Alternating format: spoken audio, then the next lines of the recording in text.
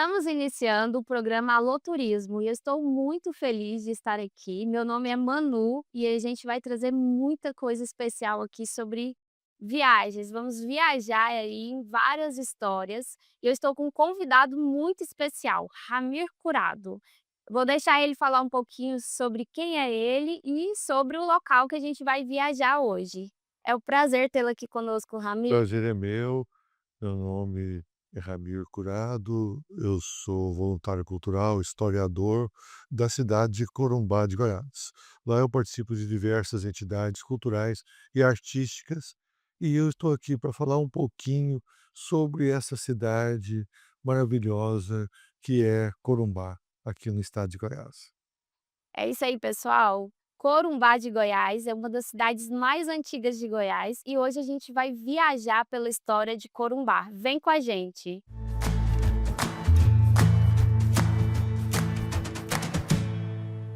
Tá transformado, Goiás no seu melhor tá bem cuidado. O governo que mudou a história de Goiás investiu 28 bilhões de reais e levou a saúde mais perto das pessoas. Foram 8 novos hospitais, 6 policlínicas e mais 3 serão inauguradas até 2026. Ampliação de leitos de UTI e atendimentos especializados. Goiás entregou o Cora, o maior e mais moderno hospital público de combate ao câncer infantil. E a mudança que transformou Goiás em estado número 1 do Brasil vai continuar. Governo de Goiás, o estado que dá certo. Goiás no seu melhor estado.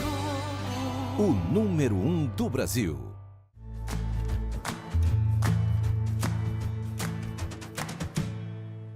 Estamos de volta. Ramir, o senhor nasceu e construiu a sua vida em Corumbá, certo? Eu queria saber um pouquinho como que isso influenciou na sua identidade. Na verdade, eu fui gerado e criado lá, porque na época não tinha hospital, então minha mãe foi numa cidade vizinha, lá eu nasci e voltei para Corumbá, mas sempre vivi lá desde a mais tenra idade. E foi muito importante, porque eu nasci numa família que sempre valorizou muito a cultura, as artes, do modo que entrar nessa área foi natural para mim. E inclusive recebendo presentes nesse sentido. Uma vez, por exemplo, eu recebi uma coleção de diários manuscritos do século XIX e início do século XX. Então, esse tipo de coisa foi fundamental para minhas pesquisas e um incentivo enorme, e eu também notava que a cidade precisava de ter uma valorização maior do seu patrimônio. Na época não havia nenhuma proteção, e isso acabou me transformando num voluntário cultural lutando pela defesa do patrimônio histórico, coisas que geraram muito benefício para a cidade e êxito também. Com certeza o senhor deve ter muita história, né, na infância. Tem alguma coisa que te marcou lá na cidade de Corumbá? Sim, as festas tradicionais da cidade, que eram muito bonitas. E então aquilo me levava a não só querer participar, mas como que a fixar aquilo de alguma forma. Daí eu comecei a escrever sobre isso, as belezas, o casario, a natureza da cidade. E o que torna Corumbá especial, né, desse ponto de vista cultural? É a identidade que é preservada das festas, das edificações antigas, nos costumes, na forma de tratar do povo, que as pessoas são acolhedoras, são amigas, e elas têm essas tradições culturais não como algo ensaiado para o terceiro ver, mas como algo natural, espontâneo. Isso torna mais interessante o lugar. E como o senhor falou, a sua família tem uma contribuição muito grande, pra, né, a história de Corumbá. E você pode falar um pouquinho sobre isso, sobre essa história da sua família? Sim, a minha família está até presente nesse livro que eu lancei há pouco, é o meu 15º livro. A minha família está presente em Corumbá desde o princípio. E não só na estrutura, vamos dizer assim, política administrativa, eles sempre marcaram presença, mas também como na modernidade, trazendo as coisas que o progresso como cinema, e automóveis e outras coisas, e também da cultura, valorizando não só as tradições, mas também transformando isso em arte, através da música ou em literatura. Aí eu lembro a figura de Bernardo Ellis, uma figura corumbaense, nascido em Corumbá, criado lá, passou até uma parte da juventude, e que deu ao estado de Goiás uma projeção nacional e internacional. Ele era parente meu, primo dos meus pais, e eu tive a oportunidade de me tornar amigo dele, como eu fui amigo também de J. Veiga, que é outra figura importante de Corumbá. O senhor participa ativamente, né, eu vejo você participando ativamente aí dessa preservação da memória, da história, né, de Corumbá. E como que é esse trabalho dessa preservação? É muito prazeroso quando se tem das questões das festas da cidade.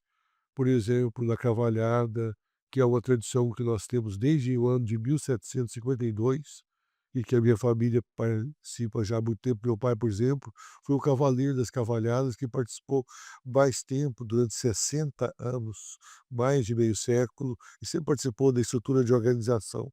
Eu também ajudei quando retornou, e até hoje, há mais de 4 décadas, que eu sou o narrador da cavalhada. E, por exemplo, nas rezas de presépio, uma tradição que vem do final do século XVIII, eu sou aquele que puxa as rezas e vou nas casas, levando uma tradição que tem músicas próprias, músicas e cânticos, ritos que vêm do século XVIII. Como grande historiador, provavelmente você deve ser encantado, né, com tudo que tem lá em Corumbá, mas existe alguma coisa, assim, que mais te encanta da história de Corumbá, que o senhor quer contar pra gente? Olha, eu acho que uma das coisas interessantes que tem em Corumbá na história é a valorização da cultura.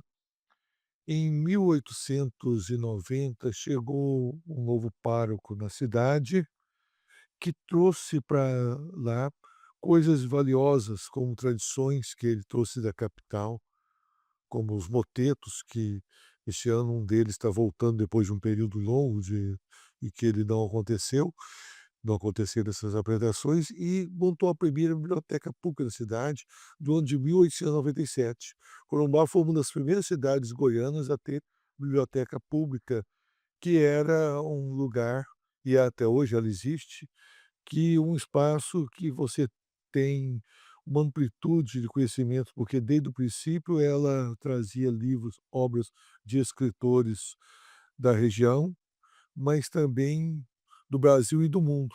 Resultado, nós temos hoje 58 escritores com livros publicados e muitos outros inéditos, tanto antigos quanto recentes. E essa biblioteca tem acesso? Tem sim. É, que A legal, biblioteca tem o nome do padre que foi esse líder cultural, Monsenhor Chiquinho, né. que legal. Ó, dá para fazer uma verdadeira viagem lá, né, na Sim, sim. história de Corumbá, Sim, que sim. bacana. Outra instituição dessa eu faço parte como membro, né, é a banda 13 de Maio.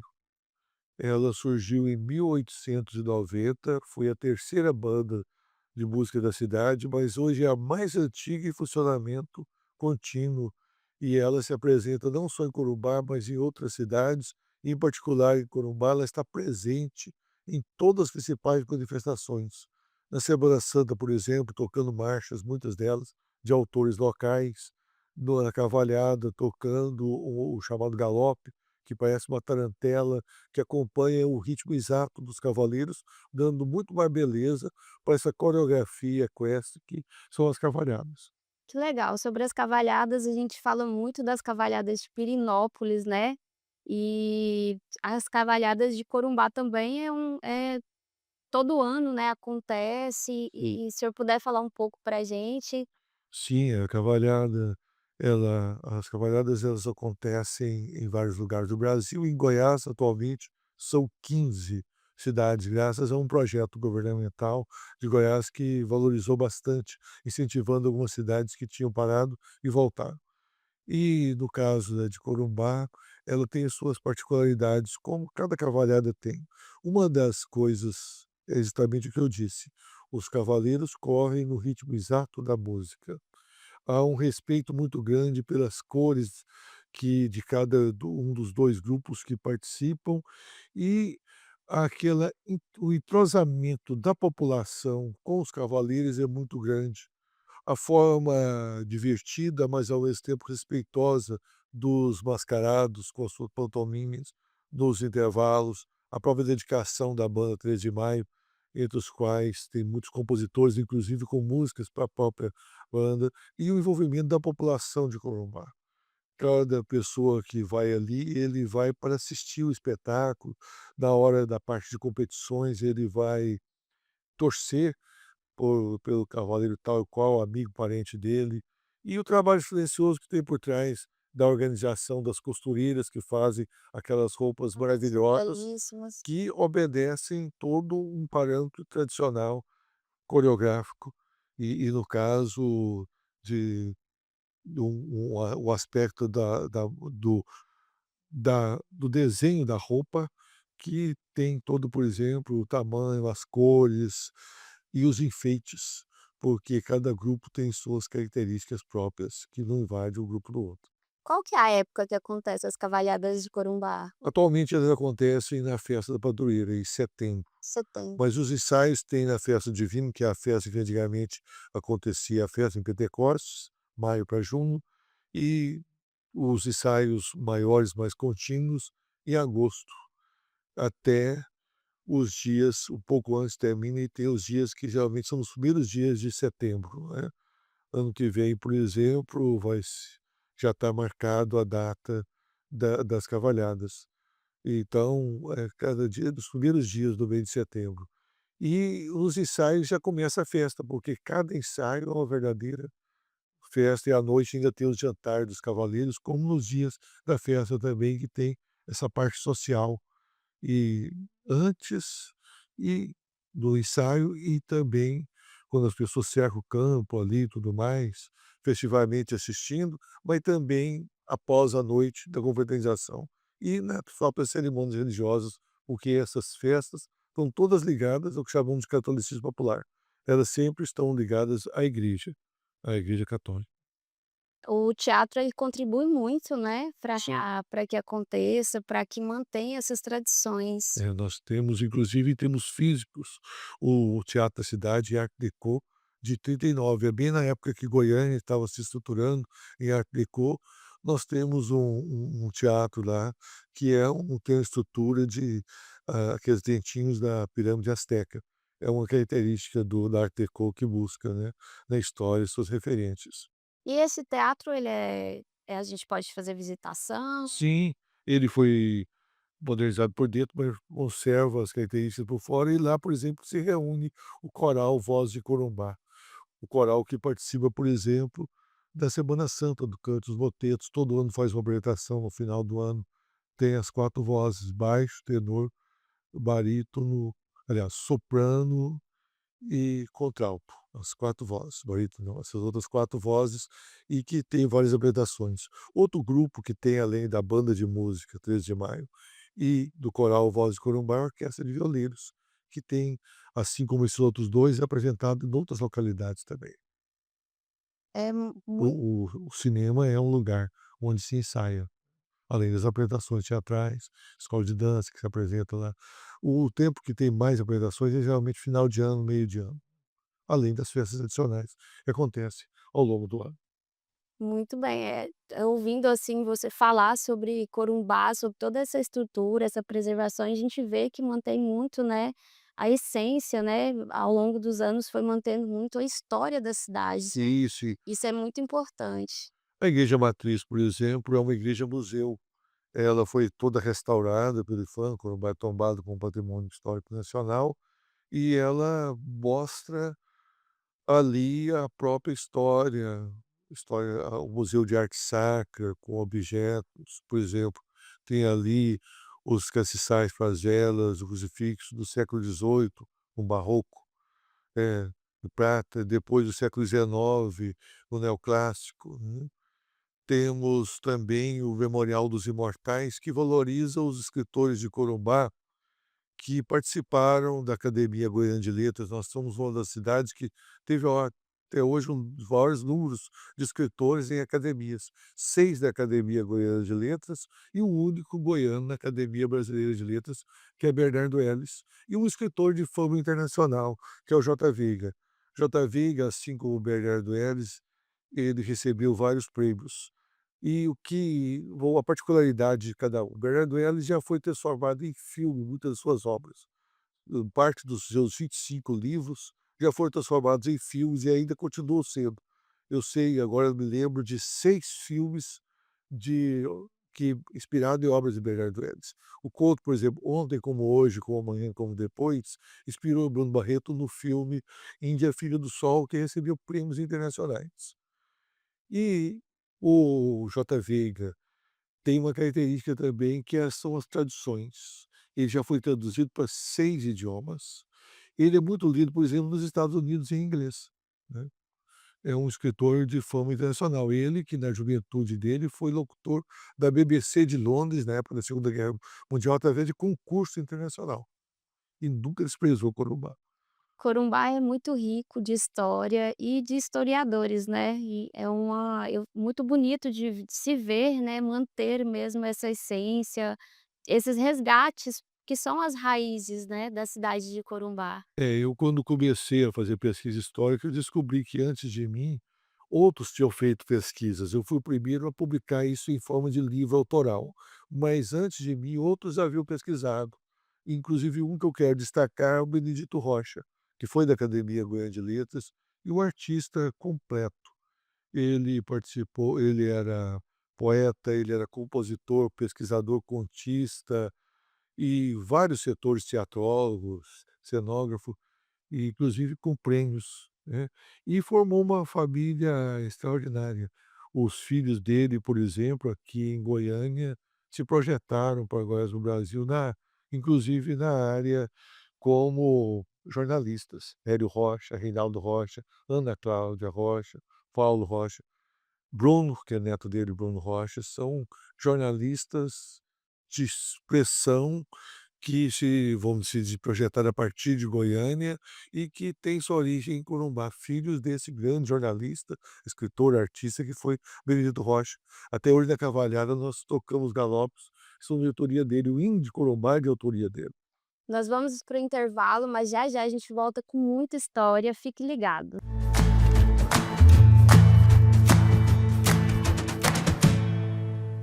Tem sintomas de dengue, zika ou chikungunya? A hora de procurar uma unidade básica de saúde é agora. Se notar manchas vermelhas no corpo, não se automedique e procure atendimento médico. Se tiver febre, sentir dores de cabeça e atrás dos olhos, não perca tempo. Procure uma unidade básica de saúde. Se sentir dores no corpo, nenhum influenciador vai te orientar tão bem quanto um profissional de saúde. Não deixe para depois o cuidado com os sintomas da dengue, zika ou chikungunya. Tem sintomas? A hora de procurar uma unidade básica de saúde é agora. Ministério da Saúde, Brasil, União e Reconstrução. Seja muito bem-vindo à Vitalux, uma clínica pensada para oferecer saúde, bem-estar e autoestima em cada detalhe. Aqui você encontra atendimento especializado em dermatologia facial, corporal e capilar, além da nutrologia, cirurgia plástica, ginecologia e estética avançada. Vitalux, excelência e cuidado completo para você. Meu nome é Lana Bezerra e vai ser um grande prazer atendê-los.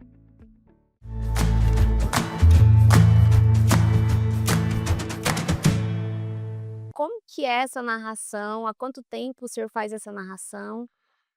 Desde que a Cavalhada voltou, depois de um período longo em que ela ficou inativa, porque no passado, eu disse há pouco que a Cavalhada de Corumbá começou em 1752, dentro da festa de Pentecostes, mais conhecida como Festa do Divino Espírito Santo. Pois bem, naquele tempo, que durou 2 séculos, de 1752 a 1956, a cavalhada ocorria esporadicamente, porque ela era promovida pelo festeiro, pelo organizador da festa, que recebia o título pomposo de imperador. Até hoje, uma das coisas interessantes é no domingo de Pentecostes, o cortejo do imperador pelas ruas com a coroa, ao som da banda 13 de Maio, coroa e cetro na mão dentro de um quadro.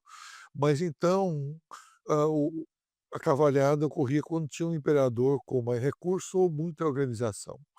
A partir de 1980, depois de uma parada de 24 anos, o poder público municipal passou a apoiar. Depois surgiu também uma associação dos Cavaleiros das Cavalhadas, hoje com o nome para Associação das Cavalhadas, que busca recursos também. Então, não é só mais o poder público, mas saiu daquela questão de ser só o festeiro, que, já deixava como questão, o problema é que só podia ser de vez em quando. Quando voltou, meu pai, que era um dos cavaleiros mais antigos, que sempre exerceu uma liderança muito grande ali dentro, não só por ser um bom cavaleiro, mas porque tinha o espírito de líder mesmo, ele foi o que ensinou a nova turma, porque como ficaram 24 anos sem ter, teve em 1956, voltou em 1980, então só restavam 5 cavaleiros, sendo que 2 eram suplentes que tinham corrido um dia cada um, e só 3, entre eles meu pai, eram veteranos. Então o papai foi ensinar a nova turma, os 19 outros cavaleiros. Ele pegou o caderno do antigo rei, que já tinha falecido, o rei dos Mouros, é um dos cabeças ali, um dos 2 grupos, né, rei dos cristãos e rei dos Mouros, e passou aquilo no papel, estudou ali as coreografias e fez e saiu a turma nova. E eu peguei a parte de diálogo e de falas, que tem toda uma parte, um diálogo que explica a história da cavalhada, e eu ensaiei com eles também, para eles gravaram, e eu passei a partir daquele momento de 80, de setembro de 1980, a fazer eu faço a explicação. Atualmente, e já desde muito tempo, se coloca a dublagem dos cavaleiros, que no comecinho mesmo, a gente mesmo falava, o narrador que falava. Então, eu passei a ser um coordenador dessa parte da parte histórica, que na realidade é folclórica também. Por quê? Porque a cavalhada narra um conflito entre cristãos e mouros na Península Ibérica no início do século IX, ou final do século VIII. Por que é folclórica? Porque ela coloca como personagens principais Carlos Magno, que foi líder da reconquista dos cristãos, o território tinha sido, invadido pelos mouros, até aí é verdade. Mas como líder mouro, eles colocam o sultão Saladin, que viveu 300 anos depois de Carlos Magno. Então, você vê que é um teatro montado e que ele coloca 2 personagens ícones daqueles 2 grupos para degladiar ali, e o motivo é colocado também somente a questão religiosa. Você sabe que essa invasão tinha todos os outros interesses econômicos, políticos. Então a cavalhada também tem um outro aspecto que, como narrador, eu percebo, e quem prestar atenção também verá, que a fala de alguns personagens, dos poucos personagens que falam, ela é um poema medieval. Então todos esses aspectos são importantes, eu coloco. E depois, a partir de 83, quando eu ingressei na banda, eu passei a fazer parte da narração e também da parte de música, estou nas 2 partes. Então a cavalhada, qual é o grande objetivo? É mostrar a história, o folclore que tem por trás daquele teatro. E para vocês que são amantes de história, eu tô aqui ouvindo o Ramir falar, eu tô viajando aqui, como se eu estivesse lendo um livro aqui, viajando na história. Nós temos essa possibilidade de estar indo na cidade e estar com o Ramir para ele apresentar a cidade pra gente. Tem Salto Corumbá, né, que a gente vai falar um pouquinho também, que é lá do lado, É. que é uma cachoeira belíssima. O Ramir, ele recebe grupos de escola, grupos de excursão. Para todos vocês que querem conhecer Corumbá, vem, né, com o seu Ramir, ele vai falar mais sobre isso. E a gente ouvindo a história, eu já fico assim, né, viajando ali mesmo, mas você está lá, vendo a cidade, ouvindo a história na cidade, dá uma sensação ainda melhor, com certeza, né. E, por exemplo, volto à cavalhada. A cavalhada nessa época, a cidade tem restaurantes, tem hotéis para receber as pessoas, outros acampam também. Tem o Salto Corumbá, que é um lugar maravilhoso, que tem uma história que eu quero falar sobre ela daqui a pouco, muito interessante, que o Salto Corumbá, ah, o lugar onde surgiu essa empresa, a história dele precede a história do lugar, da ocupação humana ali, de atividade econômica precede a própria cidade de Corumbá. Então, e Corumbá hoje, tendo a cidade, se organiza um grupo, se eu que eu faço? Eu ando pelo trajeto do centro histórico, que são várias praças e ruas, né, Corumbá tem o terceiro maior conjunto de casario, de imóveis históricos tombados do estado de Goiás, preservados, formam conjuntos, e nessas ruas eu vou apresentando a história que tem que se esboça nessas casas. Você vê a casa e eu conto o que tem de história nessa casa. Nessa vivia o Bernardo Hermes, nessa outra era a casa de Benito Rocha, nessa outra J. Veiga passou a infância. Tem uma, por exemplo, lá que eu mostro que o pioneiro da aviação brasileira, um dos primeiros pilotos formados no Brasil em 1914, quando o Brasil organizou um grupo de pilotos a partir da arma da cavalaria para poder participar da Primeira Guerra Mundial. Um desses pilotos era de Corumbá. Esse piloto, ele a vida dele é interessantíssima e ele inclusive se torna em determinado momento o líder do grupo de voluntários que vai policiar a cidade contra a invasão da Coluna Prestes, aquele grupo de tenentes que saiu Brasil afora, sendo perseguido pelas forças do governo. Mas em Corumbá organizou-se um grupo de voluntárias lideranças políticas e ele, que já tinha tido uma experiência como militar, ele vai, inclusive como aviador, ele vai participar, vai liderar aquele grupo. Depois, quando Corumbá, por exemplo, os primeiros eh, o aeroclube, que cidade ele participa, e depois ele se torna o líder da cavalhada lá. Foi o caderno dele que meu pai pegou para poder orientar. Chamava-se Astinfo Fleury. O próprio nome dele conta uma história, porque ele tinha um nome inspirado num amigo do pai dele que foi membro da Missão Cruz. Corumbá foi um dos pontos estudados para ser parte da futura capital do Brasil. Depois ficaram só Planaltina, Formosa e Lusiânia, trechos desses municípios, e formaram, mas eram 4 originalmente. Corumbá estava nesse grupo, né. Então Corumbá foi todo o município estudado dessa época. Temos a ponte que foi dessa época, planejada por um membro da Missão Cruz, então Corumbá era um lugar, inclusive, aonde os membros da Missão Cruz vinham para se recrear.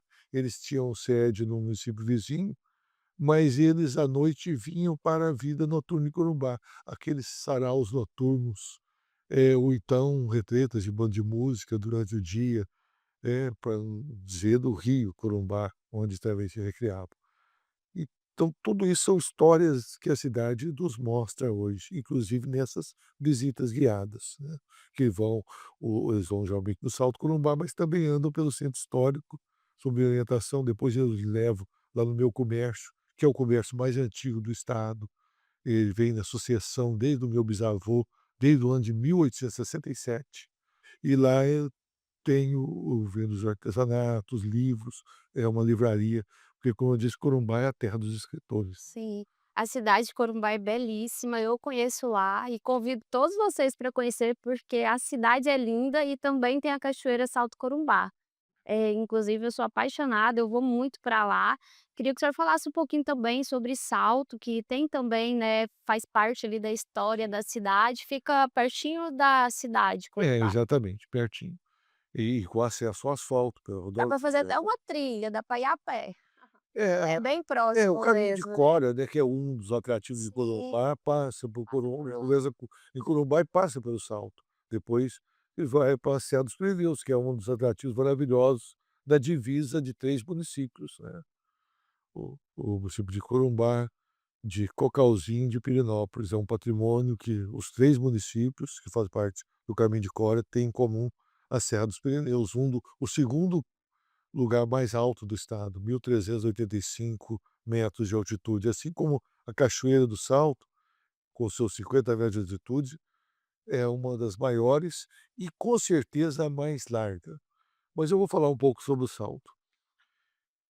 Bartolomeu Bueno da Silva e Anguera Filho, ele não foi o primeiro branco a começar, vamos dizer assim, a vir para cá se aventurar.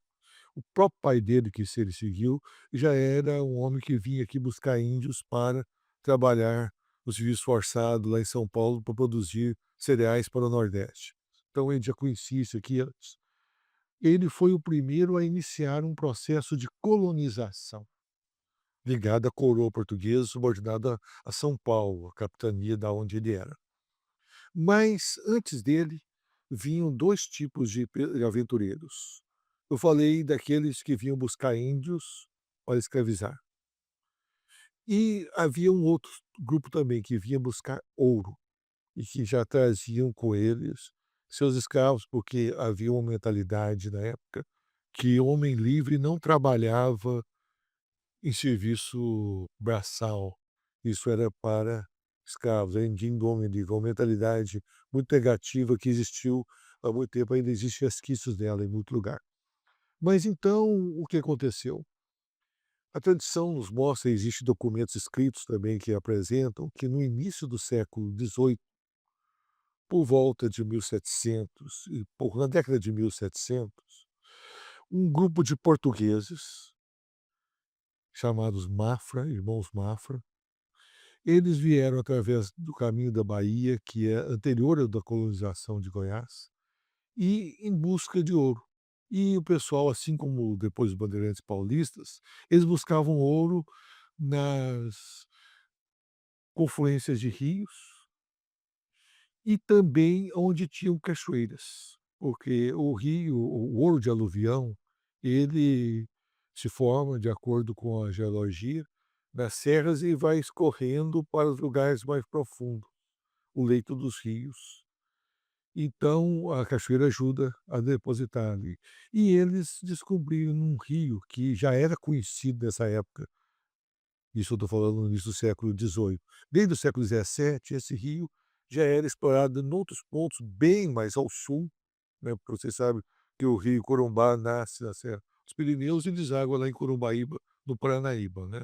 Então ele já era conhecido como o Rio das Bateias. Que é em tupi Rio das Bateias? Rio Corumbá.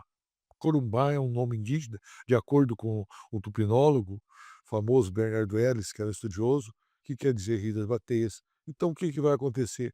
Eles descobrem nesse rio um veio aurífero e eles, para poder explorar, eles cortam antes da cachoeira e fazem um desvio para um córrego, que ficou conhecido então como Córrego Rasgão, para o rio Corumbá ser melhor minerado no sopé dessa questão. Ramiro, segura só um pouquinho, a gente vai ter que ir para o intervalo, mas Claro. a gente vai continuar aí essa história sobre Salto Corumbá, que é uma história belíssima também.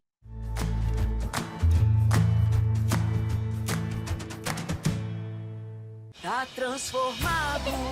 Goiás no seu melhor. Está bem cuidado. O governo que mudou a história de Goiás transformou o estado no mais seguro do Brasil. Desde 2019, Goiás vive quedas recordes na criminalidade. 95% a menos nos roubos de veículos. Latrocínios, queda de 86%. 62% menos crimes contra a vida. Roubos a comércio e a pessoas, menos 92%. E queda de 84% nos roubos a residências e propriedades rurais. Investimento em reformas e novas instalações de unidades de segurança. 37 novas unidades entregues. Com inteligência, integração e ação forte, os bandidos ou mudaram de estado ou mudaram de profissão. E a mudança que transformou o estado no mais seguro do Brasil vai continuar. Governo de Goiás, o estado que dá certo e é o mais seguro do Brasil.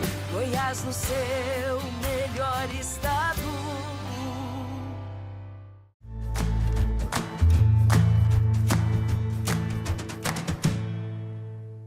Na década de 1700, quando Goiás ainda não tinha começado o seu processo de colonização, um grupo de mineração isolada, quer dizer, um grupo de aventureiros portugueses, conhecidos como Irmãos Mafra, como mostram documentos da época, eles vieram e se estabeleceram lá na região chamada também Itapera Grande, ali próximo, e eles desviaram, através de seus escravos, o rio Corumbá pouco antes da cachoeira, do modo que ela ficou seca para eles poderem minerar ali. E eles permaneceram ali, de acordo com a tradição, tiveram um grande resultado, até que começaram a entrar em conflito com os moradores do arraial que começou a surgir em 1730, Corumbá. Houve casos de assassinato, tudo mais, e eles voltarem, já estavam ricos o suficientes.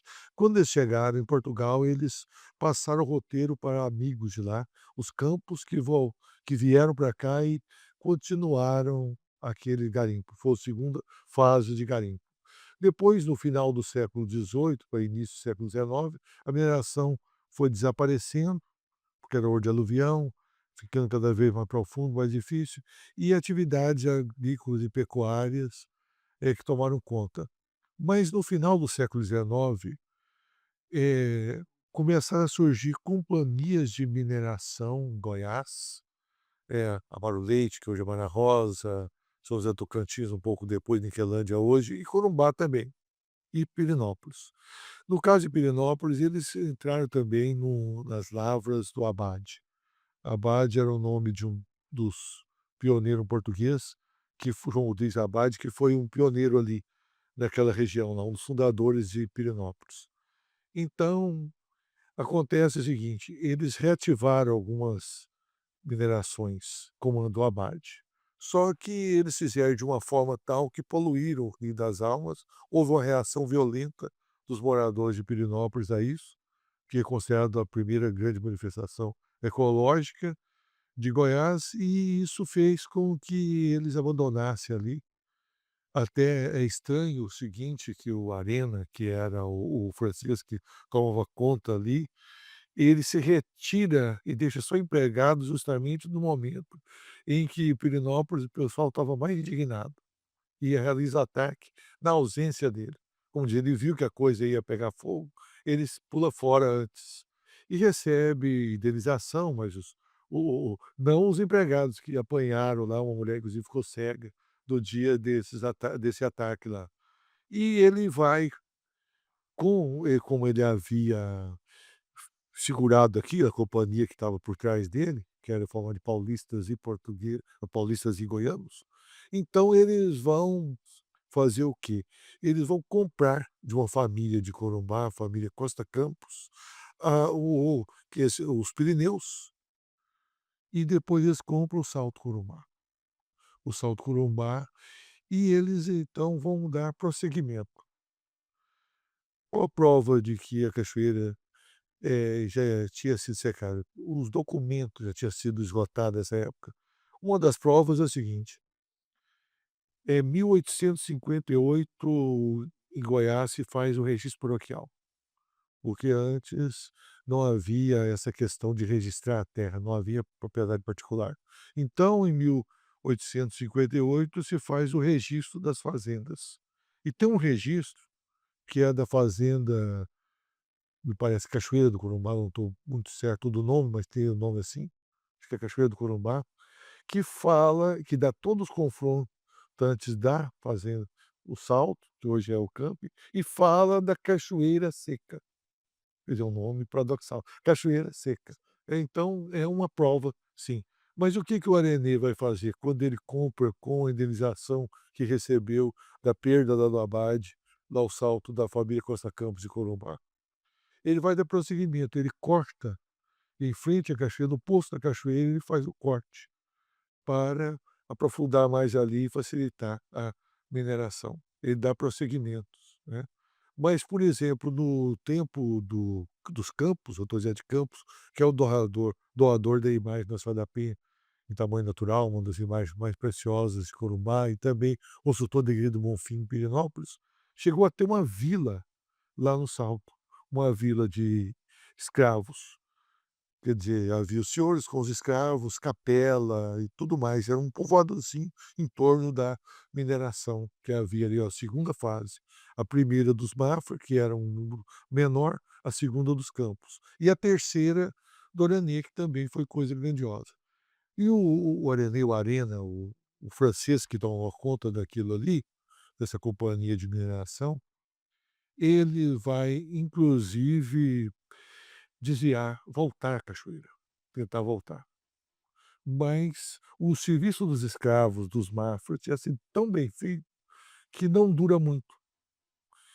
Essa é uma hipótese. A outra é de que, como ele também deixa aquilo ali, em determinado momento, ele abandona esse lugar também, não sabe por quê, talvez porque um esgotamento, ele abandonou e acabou o serviço acabou voltando à cachoeira, o lugar. E volta à atividade pecuária, agrícolas, tudo mais, e continua como ponto turístico. As famílias de Corumbá, as famílias de Pirenópolis faziam passeios lá, a cavalo, né, tem várias pessoas. Geralmente os cavaleiros saíam de Corumbá, passando pela estrada de cavaleiro, que são mais ou menos hoje do Caminho de Cora, né, subindo os morros, descendo ali, iam aos Pirineus e na volta iam no Salto. Passava Abade, Pirineus, Salto ou o contrário também. Então era um lugar e ali foi passando muitas pessoas, eu lembro na época da minha infância, eu sou de 1960, mais ou menos em 65, ou 64, eu era bem criança, um fato que me chocou. Nós fomos, depois de um passeio dos Pirineus, lá no Salto, e tinha um casal de camponeses que tomava conta, um casal até bem humilde, mas a mulher foi enfática: "Isso aqui é da diocese, daqui diocese de Goiânia, e não pode entrar aqui se não pagar uma taxa". E o senhor que estava lá, que era uma pessoa muito expansiva, ficou furioso. Ele gritou com eles: "Mas isso aqui, não pode ser dessa forma, porque é uma área de domínio público". Ele brigou com o pessoal lá. Então, por causa disso, eu nunca esqueci. Nessa época, Mauro Borges, ex-governador de Goiás, que foi um dos grandes governadores que Goiás teve, né, instituiu o planejamento administrativo no estado. Ele compra aquelas terras depois que ele foi caçado da política pelos militares do movimento 64 e mantém ali como propriedade dele, mas continua e o povo continua indo lá, né. Depois que a diocese vende também, não há mais as pessoas entram livremente, fazem passeios nos fins de semana ali, principalmente o pessoal de Corumbá, de Anápolis, de Pirenópolis, cidades vizinhas. O Cauzinho surge nessa época, né, então não tinha o fluxo de gente de lá. E essa região aí, depois de lá, só para o norte, só Niquelândia, muito longe, para fazer um passeio de fim de semana, imagina, né. Então, Mauro mais tarde vai fazer a partilha dos bens dele, depois da morte da esposa dele, a dona Lourdes Stivaleti, e o Rodrigo fica com aquilo ali e começa a planejar transformar lá num centro turístico de grande qualidade, inclusive montou numa sociedade, eu mesmo entrei nessa época, comprei título de sócio lá, e aos poucos, em determinado momento, mas de forma acelerada, só nos últimos tempos, ele vai transformar lá num lugar de referência. Inclusive um marco disso aí foi o retorno da cachoeira. Antes disso, nos anos 70, o prefeito de Corumbá, na época, voltou à cachoeira. Só que num dia de enchente, de chuva forte, a cachoeira voltou. Então, o serviço dos escravos, o tempo dos Mafra, foi tão bem feito que uma vez na década de 1890 e outra nos anos 70 tentaram voltar, voltaram, mas pouco tempo, acabou. E só vai voltar em definitivo já, momento. E houve uma disputa com vizinhos ali, pelo direito ali, da questão da cachoeira, e a cachoeira embaixo do Ouro, que era a mais conhecida, ela ganha uma rival na cachoeira de cima, né, que hoje é a principal referência e de um lugar que atrai turistas do Brasil inteiro e do mundo inteiro, porque é um dos cartões postais da nossa região e um orgulho de Corumbá. E é muito perceptível, né, eu vou muito em Salto Corumbá, o cuidado e o zelo que o Salto Corumbá tem nessa, preservação das raízes, porque quando você chega lá em Salto Corumbá, você não está entendendo. É tudo muito preservado, as trilhas são muito bem sinalizadas, eles têm todo esse cuidado também de resgate da história, quando a gente chega de frente ao Salto Corumbá, tem uma placa enorme, né, para quem gosta de saber sobre a história do local também, eles deixam lá, né, escrito, né, Sempre que eu vou lá em Corumbá, eu fico cada dia mais encantada, porque a melhoria lá é contínua, né. Cada vez que eu vou lá, eu percebo que Corumbá tá melhor. E eu quero alegar 2 pontos importantes aqui. Um deles é que há uma conexão com a cidade. O Salto não é um empreendimento dentro de um município que nada tem a ver com ele, de forma alguma. Eh, as próprias pessoas de Corumbá frequentam, há todo o intercâmbio, inclusive essas excursões de pessoas, de estudantes principalmente, que vão até o Salto Corumbá e também vêm em Corumbá para conhecer a história, do modo que há essa sintonia que é muito importante. E outra coisa são os frutos. Por exemplo, hoje há um investimento por parte do empresário, do Rodrigo Borges, na questão, por exemplo, de vinhos, de produção de uvas para fabricação de vinho, e também o Salto Imperial, um condomínio de alto padrão que surgiu a partir do Salto Corumbá, né, que faz lembrar justamente essa questão de que no passado havia casas senhoriais no Salto. Uma delas, por exemplo, eu lembro de um senhor idoso que tinha uma produção de aguardente que os filhos dele mantêm, e hoje é uma das indústrias artesanais interessantes de Corumbá, assim como do Stanford, do queijo, né, havia o Vinha Auro, lá do antigo Recanto Bandeirante, do Caetano Fleury, a família dele, o do Salto, a produção ali. O senhor Altino Soares, lá da fazenda Campo Alegre, ele contava o seguinte: quando você ia para o Salto, quando você ia chegando lá, você via na terceira casa grande que teve lá, já no tempo da agricultura, você ouvia um piano tocando. Havia um casarão do século XVIII e o dono do casarão, que foi os descendentes dele que venderam depois para a Areni, para essa empresa. Era o Deodato Sebastião da Costa Campos, um grande músico, professor, ouvido absoluto, conhecimento profundo de música.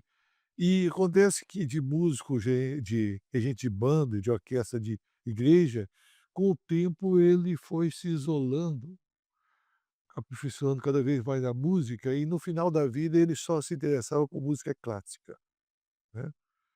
E ele, então, lá no Salto, ele ficava tocando os clássicos, Chopin, Mozart e outros, e você ouvia o som da Cachoeira do Ouro e as músicas do lá que saíam da mansão. Era uma coisa, assim, indescritível.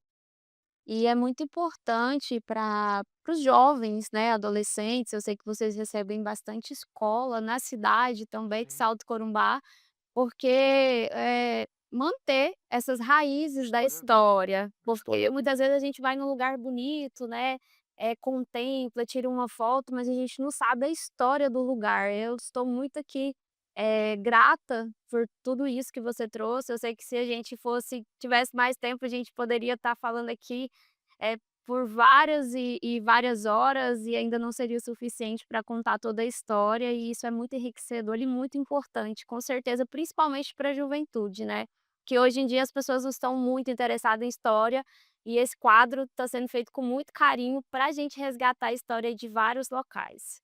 Para a gente resgatar as histórias aí dos locais, viajar nas histórias, e a gente vai para o intervalo e já já a gente volta.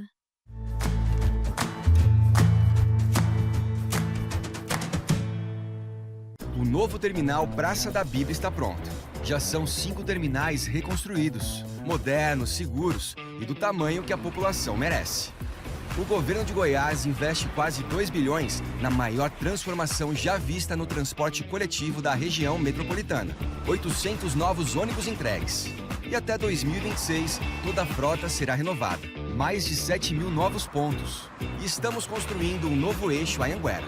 Implantação do bilhete único e da meia passagem para até 5 quilômetros.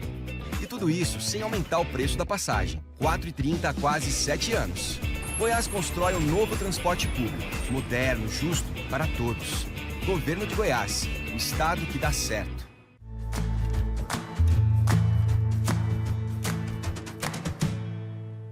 Voltamos para o nosso último bloco. A gente tem muita história para contar, mas não dá mais tempo. Mas eu segue o convite para vocês ir para a cidade de Corumbá, para Salto Corumbá, tem várias excursões para lá, Preservar Turismo promove excursões para Salto Corumbá. Passo a palavra para o Ramir, te agradeço de coração por você ter trazido tanta coisa boa aqui pra gente, tanto conteúdo. Eu que agradeço e coloco à disposição. E você que está nos assistindo, fica o convite. Vá até Corumbá. Corumbá tem uma tranquilidade nos fins de semana de cidade interior, aliada a uma riqueza cultural muito grande. Temos museus, Museu de Arte Sacra, Museu dos Imortais, o Memorial dos Imortais. Temos o Centro Histórico que eu faço visita. Temos comércios lá, igual o Hipólito Esmeralda, que eu tenho já há várias gerações antes de mim, que tem lembrancinhas da cidade. E as festas? Cavalhada em setembro, em maio, a festa de vinho, janeiro, São Sebastião, e agora, Semana Santa, que com aqueles cantos em latim, procissões com banda de música, o pessoal com as opas, né, as imagens em tamanho natural, a banda tocando aquelas marchas. Você tem aquela sensação de que a cultura nossa é muito viva. E aquele catolicismo medieval tão teatral no sentido de mostrar uma realidade religiosa através das artes, ele está presente em Corumbá. É Paixão de Cristo ao vivo, procissões, cerimônias maravilhosas. Começa nesse sábado, quando nós vamos ter o resgate do Moteto das Dores na procissão das Sete Dores de Nossa Senhora pelo centro histórico da cidade. E continua no Domingo de Ramos, Teatro da Paixão, quarta-feira, a procissão do encontro, lindíssimo. Sexta-feira, a procissão da semana, a procissão do Senhor Morto, com aquelas marchas maravilhosas, Canta Verônica, Sete Palavras, Perdão pelas Meninas. Então é muito bonito. Venha até Corumbá. Nós estamos esperando você para conhecer mais Goiás e que esse programa nos mostre tão bem.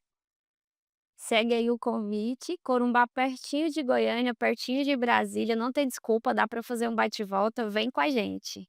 Ah, gente, nosso programa finalizou, mas fique ligado que a gente tem muitas outras programações. Vou deixar aqui as redes sociais para vocês estarem seguindo, compartilhando, curtindo e pode ter certeza que vamos viajar juntos aqui por vários lugares do Brasil.